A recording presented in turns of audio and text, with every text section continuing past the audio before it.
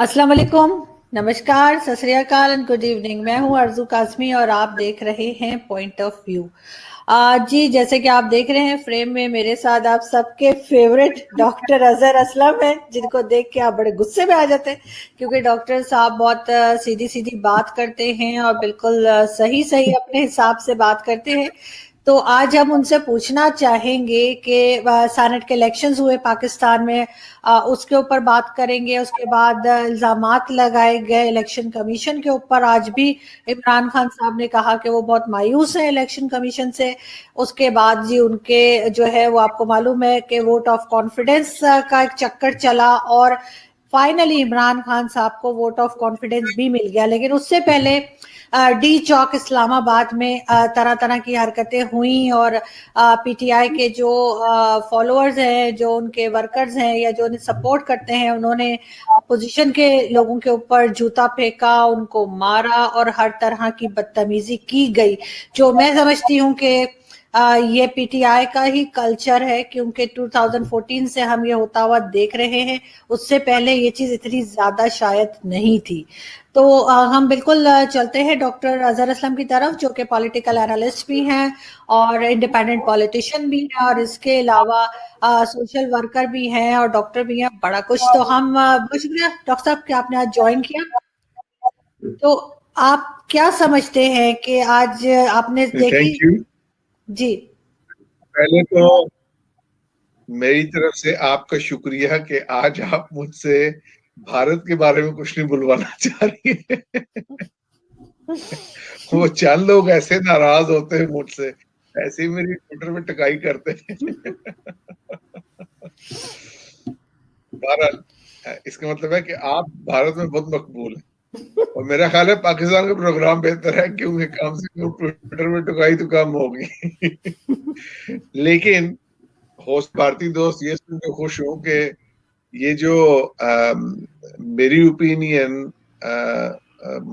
भारत के बारे में है कि यानी जिस गलत चीजें करते हैं जिसको नहीं करना चाहिए, और मैं उसको नजर पे देख, एक है जो सा इंसानी नुक्ता नजर से, दूसरा इस नुक्ता नजर से कि एक इंडियन हिंदुस्तानी एक तहजीब है, ये जो बेसिकली इंडो पर्शियन तहजीब है, ठीक है, उसके नुक्ता नजर से मुझे और ये मुझे वाकई जेन्युइन तकलीफ है कि भारत है जो सा उसमें उसकी अपनी तहजीब और सकाफत में बहुत डिटेरियोरेशन हुई है।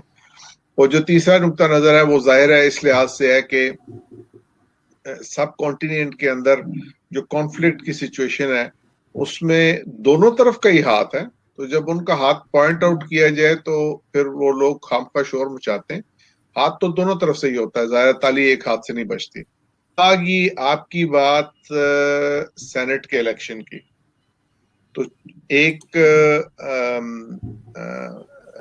पाकिस्तानी की हैसियत से, एक इंसान की हैसियत से भी, और अगेन उसी तरह अगर हम उस सिविलाइजेशनल नुक्ता नजर से भी देखें, तीनों लेवल अगर वही ले लें हम, तो सेनेट के इलेक्शंस हैं, सेनेट के जो इंतखाबात हैं, उसका जो बिल्डअप, उसमें जो किरदार हुकूमत का था, जो किरदार ऑपोजिशन का था, हिज़्ब इख्तिलाफ का था, जो किरदार उम्मीदवारों का था, जो किरदार ने खेला, जो उम्मीदवारों को नॉमिनेट करते हैं, जो उनको फिर इंतखाब करते हैं, उनका उनके लिए वोटिंग करते हैं, अपना वोट जाके डालते हैं, और उसके बाद जो सिलसिला हुआ सुप्रीम कोर्ट, सदर साहब का, इलेक्शन कमीशन का, और इसमें जो किरदार कौमी लेवल पे हुकूमत और हिज़्ब इख्तिलाफ सियासतदानों के अलावा जो अदारे प्ले कर सकते थे, यही अदालत उज़्मा, इलेक्शन कमीशन, एस्टेब्लिशमेंट, और जो किरदार मीडिया ने खास तौर पे प्ले किया। उस सारे को अगर मैं एक नुक्ता नजर से देखूं और इस सारे इन सब लोगों को एक पूरे प्रोसेस का किरदार, जैसे एक स्टेज पे एक ड्रामा चल रहा था, उसमें ये मुख्तलिफ किरदार थे। हुकूमत का किरदार था, मीडिया का था, अदालत का था, इलेक्शन का था, नुमाइंदों का था, एस्टेब्लिशमेंट का था, मुख्तलिफ पार्टियों का था, हिज़्ब इख्तिलाफ का था। तो जो नतीजा सामने बरामद होता है वो वही है जो जो जो जो मैं पहले भी कई मर्तबा जिस पे मैं कमेंट कर और उस नतीजे पे पहुंच चुका हूं कि पाकिस्तान की इंसानी सतह पे इखलाकियात हैं जो उनसे वो हद से ज्यादा गिर चुके हैं, पस्तरीन सतह पे पहुंच चुके हैं। लालच, खुदगर्जी, करप्शन, ये इस हद तक सराय की हुई है, इंसानों में भी, इदारों में भी, के अंदर भी, कि उसकी वजह से लोग कोई सबक भी सीखने को तैयार नहीं है। यानी कोविड पैंडेमिक जिसमें लोगों ने ऐसे ताश के पत्तों की तरह, जिस तरह पत्ते गिरते हैं इस तरह लोगों को मरते देखा हो, और ऐसे लोग जो जिनके पास शोहरत भी है, पैसा भी है, जिनके पास नाम भी है, आगे वो क्या लेके जा रहे हैं, ठीक है, एक और सेकंड, पीछे क्या छोड़ के जा रहे हैं। एक सेकंड, एक सेकंड, उस सारे एक साल के सिलसिले को देखते हुए एक सेकंड डॉक्टर सर, अगर मैं आपको रोकूंगी। डॉक्टर सर एक अगर सेकंड, मैं उस पे आपको आप एक मिनट, एक सेकंड डॉक्टर सर, मैं आपको रोकूंगी। मुझे असल में आपकी आवाज जो है ना वो ब्रेक होकर आ रही है, ये मुझे लग रहा है कि थोड़ा सा कुछ इसमें इशू है। आप 2 मिनट रुकें, मेरा ख्याल है कि हम स्काइप पे चले जाते हैं, क्योंकि ये स्ट्रीम यार्ड नहीं चल रहा है इस वक्त। कभी कभी हो जाता है वीकेंड पे इसके साथ इशू, और आपकी आवाज अगर क्लियर नहीं आई तो फिर फायदा नहीं है बात करने का ना। तो मैं आपको उस पे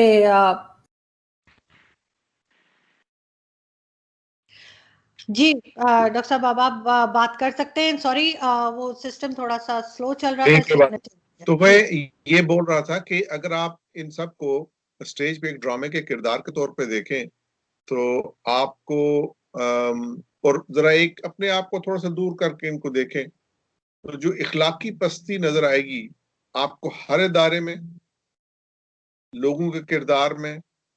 यानी उसको आप शुरू कर लें, इंतखाबात का जब ये शोर होगा शुरू हुआ, फिर उसमें जो पता नहीं उसको हॉर्स ट्रेडिंग क्यों कहते हैं, घोड़ा इतना अच्छा नस्ली जानवर है और इतना वफादार होता है और इतना खूबसूरत जानवर है, और इसको तो डॉग ट्रेडिंग भी नहीं कहना चाहिए, क्योंकि कुत्ता भी बड़ा वफादार जानवर है और खूबसूरत होता है।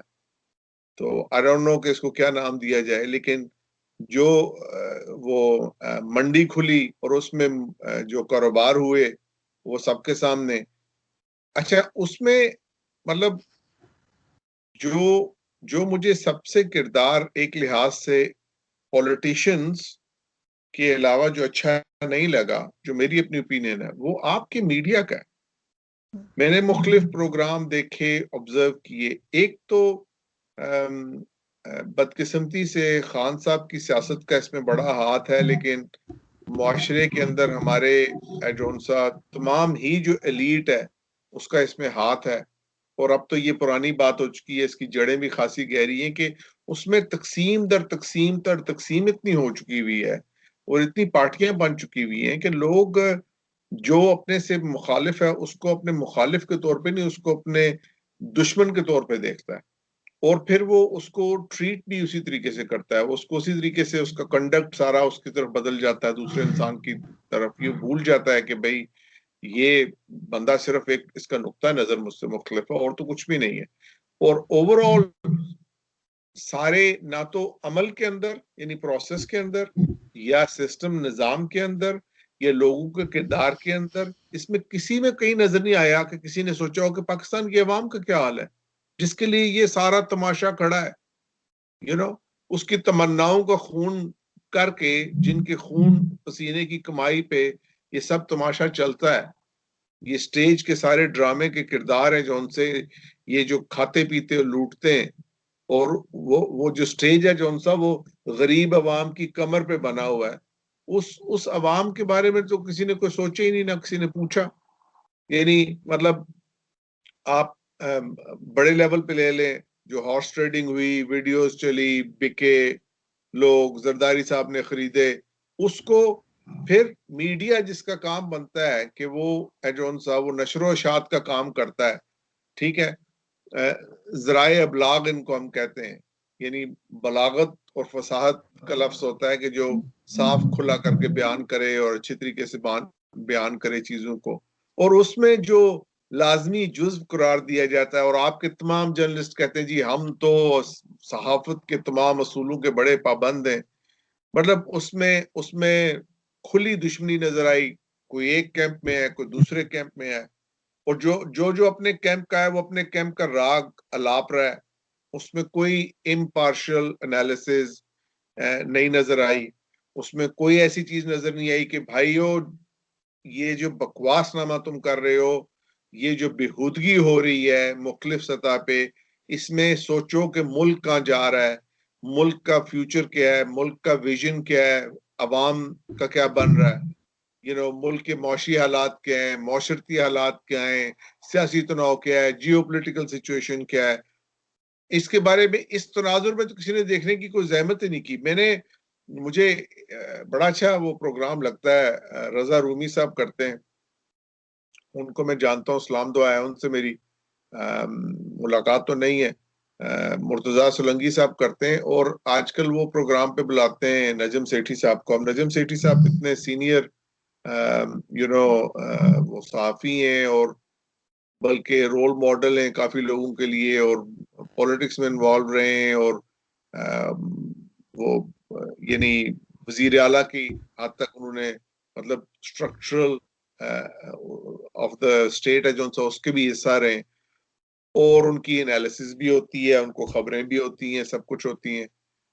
अब अगर मैंने कल उनका प्रोग्राम देखा इसके बारे में, तो उसमें जो वो अल्फाज का इस्तेमाल था, तज्जिया जो वो दे रहे थे, वो शायद दुरुस्त हो, खबर भी दुरुस्त हो, लेकिन मैंने उनको किसी मौके पे ये कहते नहीं सुना कि यार ये जो जरदारी साहब ने खरीदारी की, ये कोई एक ये इखलाक से गिरी हुई हरकत है, या नवाज शरीफ साहब ने खरीदा, या इमरान खान के लोग उसको छोड़ के चले गए, या खान साहब ने ये किया तो वो अच्छा नहीं था।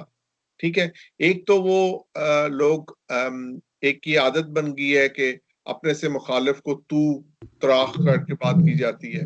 यानी यानी खान साहब हैं जो उनसे, उनको वो प्राइम मिनिस्टर ऑफ पाकिस्तान है, जिसके आप बाशिंदे हैं, जिसके आप शहरी हैं, तो कम से कम उसको प्राइम मिनिस्टर की इज्जत ही दे दें। उसको तू करके करना। और चूंकि आप जरदारी साहब के या नवाज शरीफ साहब के साथ हैं, चाहे उन पे जो भी इल्जामात हों, चाहे उन पे करप्शन के इल्जामात हों, जो कुछ भी हो, उनको आप साहब साहब करके बुलाएं, दूसरे को वो करें। उसके बाद जो बाहर तमाशे हुए, मुझे यकीन नहीं आ रहा, वो वीडियो मैंने देखी, पहले तो मुझे यकीन नहीं आया अपनी आंखों पे कि जिस तरह शाहिद खाकान अब्बासी साहब, जो वजीर आजम पाकिस्तान रहे, जैसे वो भाग के एक लड़के जिसने बदतमीजी की, जबकि आसपास और लोग मौजूद थे और वो उन्होंने भी एक्शन लिया, लेकिन उन्होंने जिस तरह भाग के उस लड़के को मारने की कोशिश की, जो एक ex prime minister of Pakistan कर रहा है।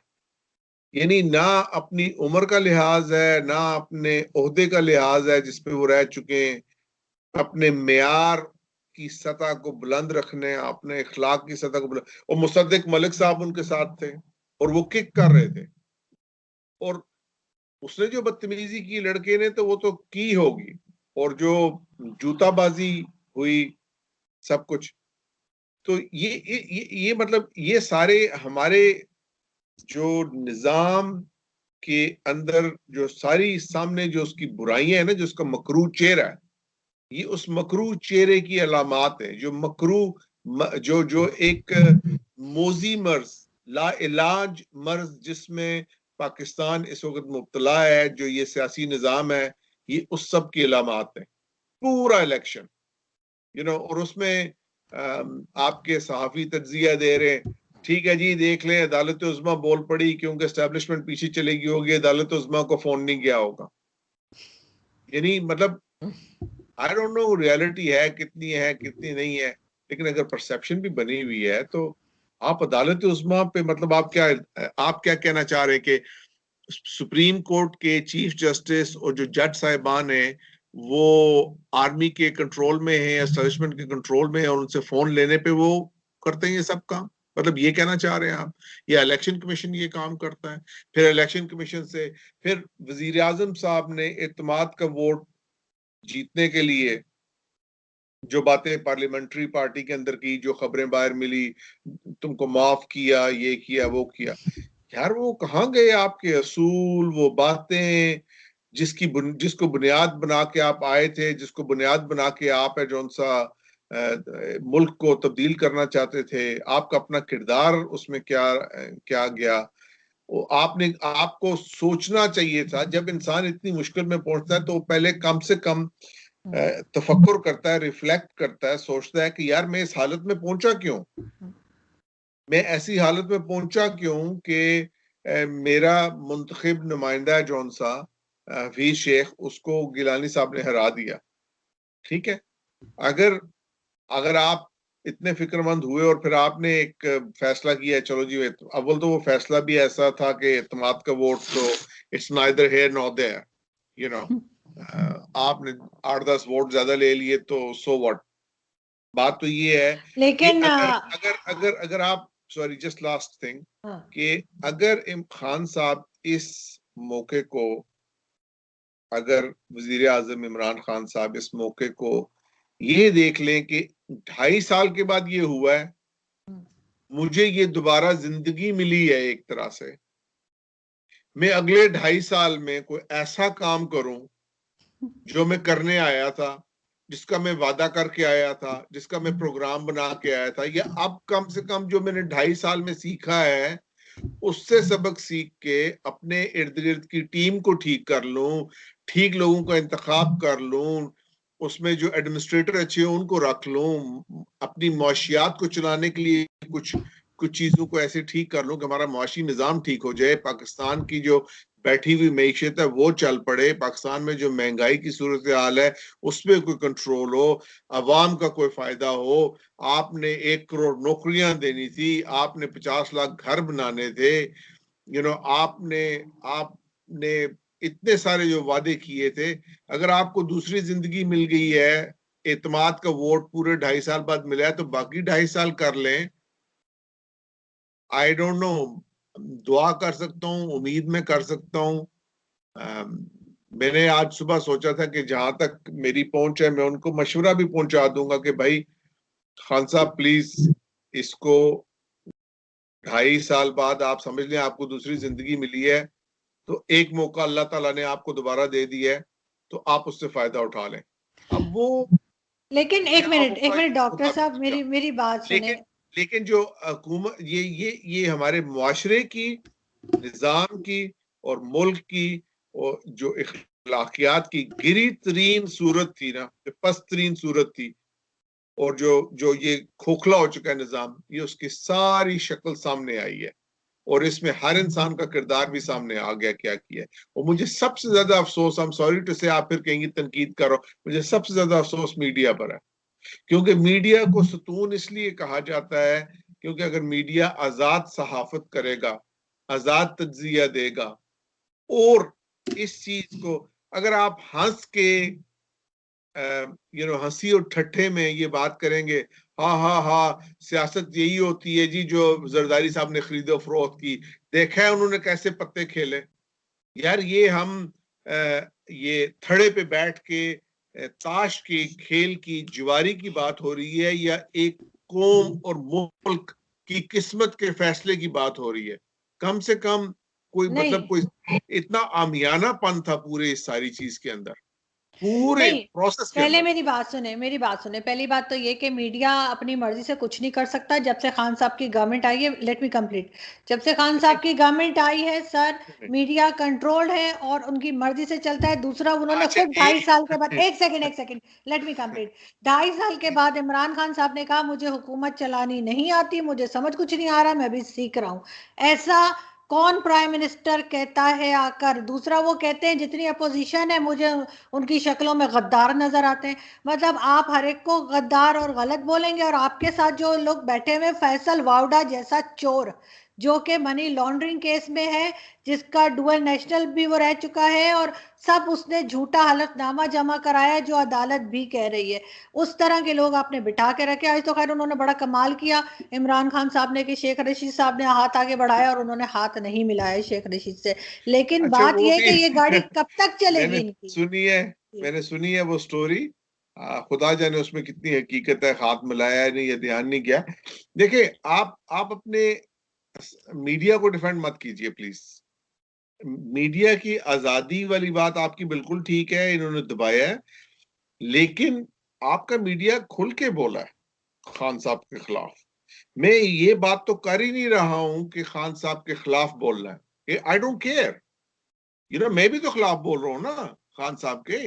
मैं तो आपको ये कह रहा हूं कि जिस हंसी ठट्ठे के साथ मुखालफत की गई है, और जो ये सारा प्रोसेस जिसको मैं समझ रहा हूं कि आमियाना है, इखलाक से गिरा हुआ सारा प्रोसेस है, खोखले निजाम की निशानी है।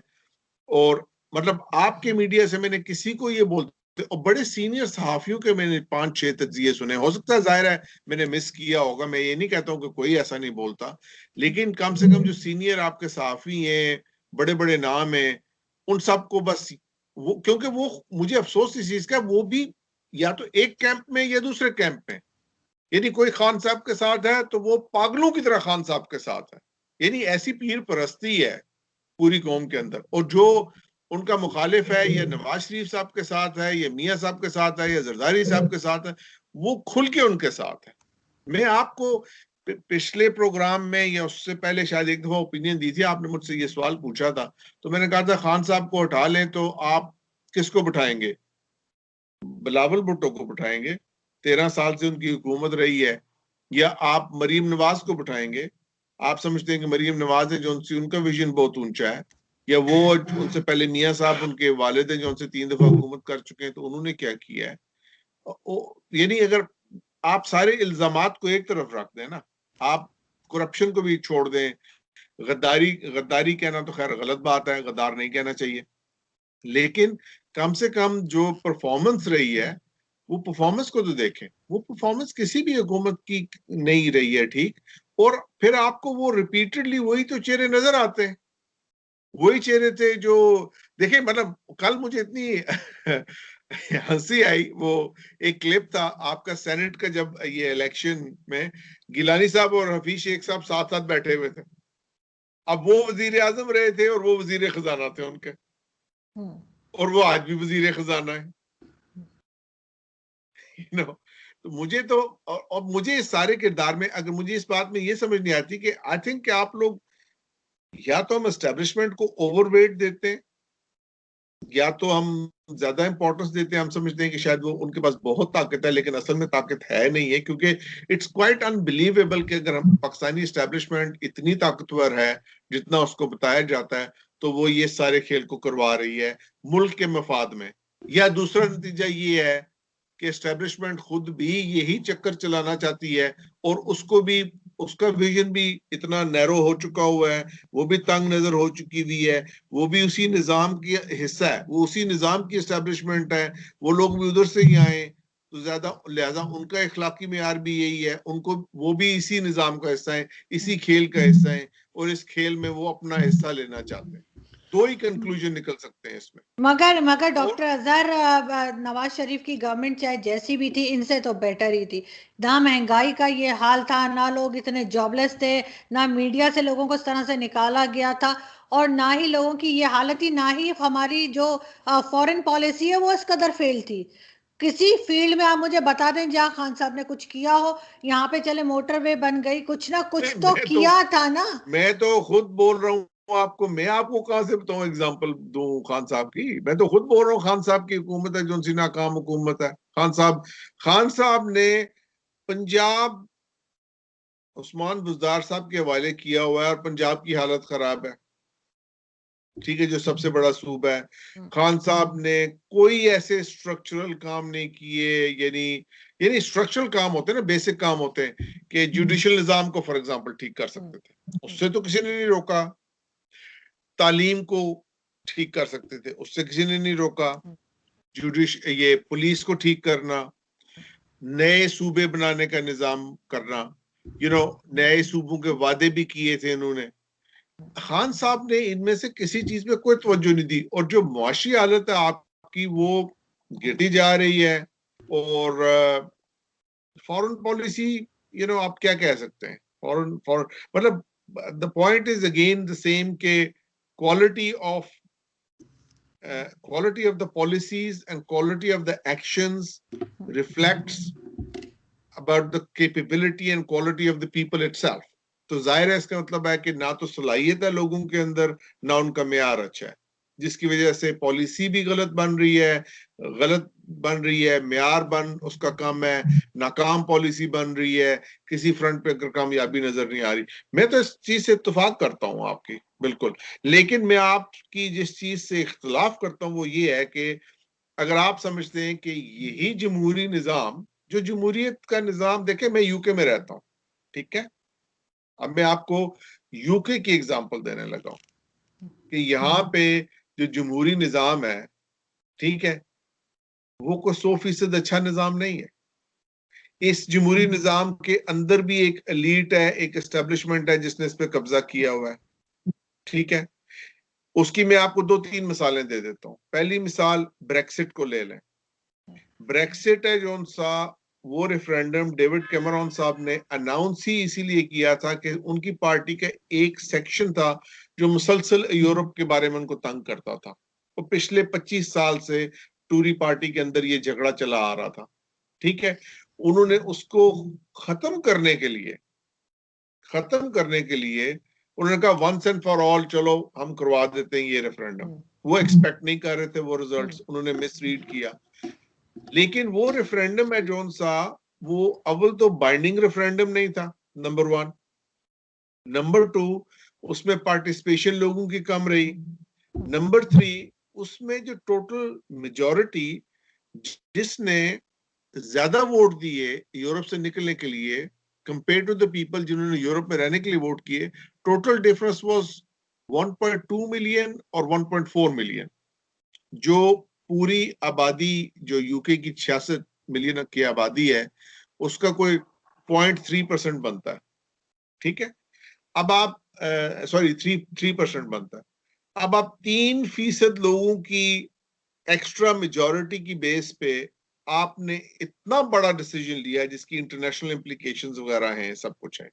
आप एक लिहाज से कह सकते हैं हाँ जी उन्होंने लोगों की आवाज सुनी, लेकिन एट द सेम टाइम उसकी इंप्लीकेशंस ऐसी थी, वो लोगों की आवाज नहीं सुन रहे थे, बल्कि एस्टेब्लिशमेंट चूंकि डिसाइड कर चुकी हुई थी, वो लोगों की आवाज उस तरह की बना दी गई। जैसे नोम चॉम्स्की की बड़ी मशहूर बुक है मैन्युफैक्चर्ड कॉन्सेंट, कैसे कॉन्सेंट को मैन्युफैक्चर किया जाता है। इसी तरह जो अभी ये कोविड पैंडेमिक हुई है, इसमें यूके की गवर्नमेंट के ऊपर करप्शन के बेतहाशा इल्जामात हैं, और इस हद तक है कि उन्होंने कुछ चीजों को तस्लीम भी किया।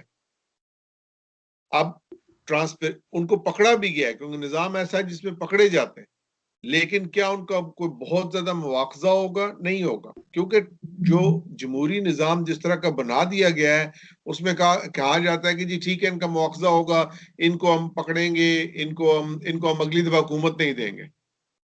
2, 4, 5 साल के अंदर तो लोग वैसे ही भूल जाते हैं यार, लोगों की मेमोरी कम होती है। फिर आप लोगों को सुबह से लेकर शाम तक उनके रोजगार के चक्कर में ऐसा फंसाते हैं कि वो पॉलिटिक्स में हिस्सा ही नहीं लेना चाहते। फिर उनको आपने एंटरटेनमेंट का ऐसा निजाम दिया हुआ है जिसके अंदर वो है जो सा सोचने समझने की सलाहियत ही खत्म हो जाती है उनकी। मैं एक बड़े लेवल पे बात कर रहा हूँ, और डेमोक्रेसी क्रम्बल हो रही है। डेमोक्रेसी के क्रम्बल होने के बारे में मतलब ट्रम्प क्या जीतना, पॉपुलिस्ट वेव पार्टीज का जीतना through out, it was always considered कि ये अनस्टेबल कर रहा है डेमोक्रेसी को, अनस्टेबल। लेकिन वो अनस्टेबल क्यों कर रहा है? क्योंकि किसी हद तक लोग हैं जो ये सोच रहे हैं कि यार ये जो पॉलिटिशियन है ये ठीक तरह से काम नहीं कर रहे।